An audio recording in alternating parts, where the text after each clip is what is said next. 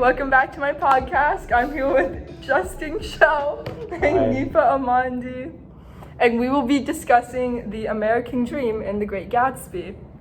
So guys, what is your personal definition of an American dream? Like, what do you guys think it is in your own words? You go first. Okay, well, as a Korean American and as my parents being from Korea, I view the American dream as like a new opportunity.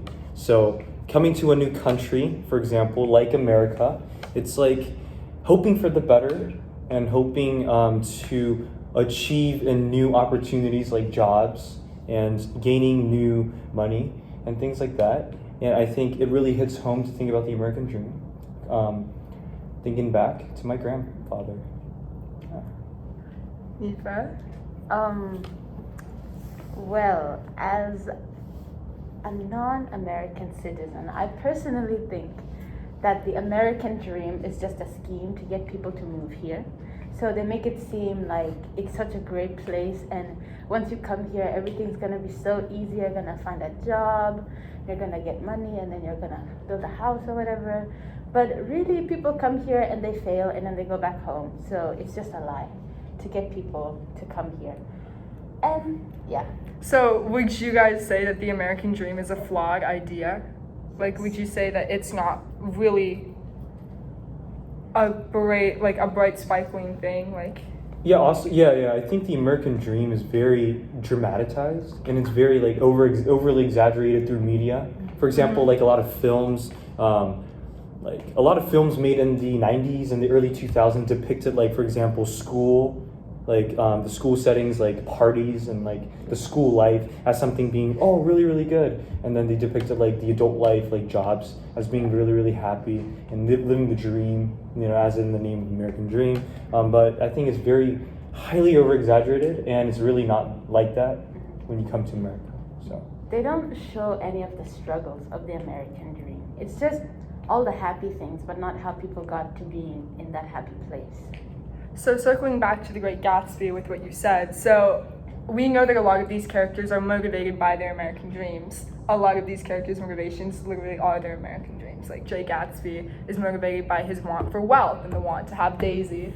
Tom wants, and Daisy both want to keep their wealth and stay wealthy and never have their keep their reputation squeaky clean. Myrtle wants to grow her status and her fame. So do you think that because they're motivated by the American dream that these are inherently flawed characters? Yeah, in a lot of aspects. Jay Gatsby is like a character that it's really rare for us to see, because in the book it kind of like only depicts like the good side of New York and the good side of Jay Gatsby, and well, obviously at the end it kind of showed his like bad side, but most of the time on the outside it kind of showed his good side and his happy life and good life as a rich folk. But also I do believe that it's a little like I said before, over exaggerated. Okay, so my next question is, how do you think that the American dream is reflected in the Great Gatsby? Explain. Well,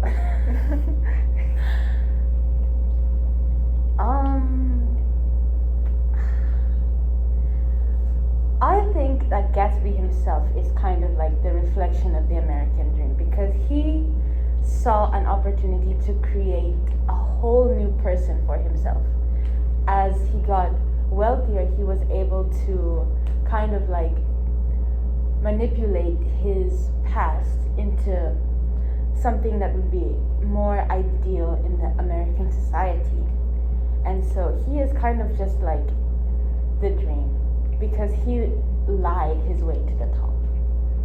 Despite the fact that he is at the top, it kind of shows how he got there in very unethical ways. I think that I agree with you. I also think that, American dream, like Gatsby is probably the most cookie cutter American dream to gain fame and wealth and notoriety. I think we can also examine other characters' American dreams, like Tom's and Daisy, obviously, because both of them like their American dream is really simple and not super cookie cutter. It's just to maintain their wealth, maintain their status, like in a way keep their bloodline pure, which is not a great way to put it, but like they don't want to marry down. They want to marry old money so that they can keep the wealth inside, keep their own wealth. And I think we can also see an American dream reflected within the Wilsons, how they're also fighting for that like money and the fame and the wealth and the status. And Myrtle even goes so far to achieve her dream as cheating on her husband. Yeah. For like the majority of the book, it almost feels like that Jay Gatsby and Tom Buchanan were very like similar, and like you said, they're trying to be quote unquote like fake to kind of like cover up their past and who they actually are through this American dream that they have and they will get, and people could see that physically. But there's just that moment where they're fighting over Daisy and Jay rages, and that kind of shows like, okay, we can now see that he was not the guy we all thought. Yeah. My last question is, why do you think Fitzgerald included symbols of and included themes of an American dream? I think Fitzgerald kind of wanted to depict this American dream in the start of the book like something that's very good, you know, like all the partying and everything like that, to make it seem like, oh, this is something that we all want. But I think that was just like a little like little aspect in the book that wanted to hook the audience, and the main moral that they wanted to portray was like at the end where Jay loses everything. So you think that the American dream is there to sort of pose a moral question to the readers, like, is the American dream really worth it? There's no definite answer to what the American dream would be and what it is. It's like open for interpretation kind of thing. But through the story of Jay Gatsby, it kind of very much shows like the rise and fall of a rich man in the United States of America. I was just gonna say that the American dream kind of shows how freedom and like individuality are ideas that are promoted, but at the end of the day, being an individual person that doesn't fit into society will eventually lead you to lose the American dream, quote unquote. So what character do you think reflects that? Like, would you say maybe like George and Myrtle, because they live in the Valley of Ashes, and so they're not part of the it crowd. They're not even from New Money. They're just the normal workers who never made their American dream. Like Myrtle dies before she can even reach that, and George kills himself. So they both never reach their full potential. They never reach their goals in life. They're, you know, they grow, like they were born and they lived in the Valley of Ashes and they worked their butts off and they died. And still it didn't amount to anything. Yeah.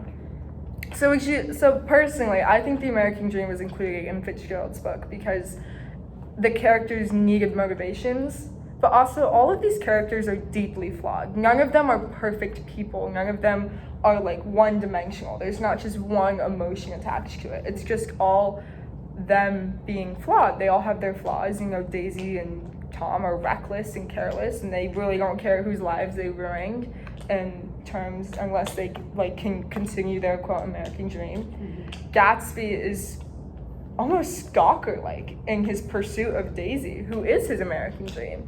And I think Myrtle and George are just collateral damage within this idea. And so I think Fitzgerald uses their American dreams as their motivations, as the reasoning behind how they're acting, the reason behind how they're, you know, doing the things that they do, and sort of shows us the harsh side of living in America and working. And I think at the end of the day, some of us will end up like George and Myrtle, never quite reaching our dreams. And then other people, like, you know, will end up like Gatsby and will gain that, you know, second of fame. And then there will always be like the Jeff Bezoses of the world who remain at the top, who keep that wealth and keep passing it down through generations. And so I think it really kind of is also a commentary on American society that is still very prevalent today. Yeah, because it took place in 1922, right? Like, so that's like 100 years from us. It's just like right at that, and it feels like a lot of things change. Like, for example, like architecture and the people we live with, societal like changes. But like at the end of the day, we're all people, and it feels like that aspect of it, like the humanness of it, hasn't changed. I feel like as we grow as a society, the American dream should also change. Because at the end of the day, working hard doesn't always guarantee that you're going to gain wealth and status. And I feel like we should strive to change the American dream, because we're not the same people that we were when the American dream was made first. All right, well, thank you for coming to and talking with me and sharing your thoughts. Had a great time.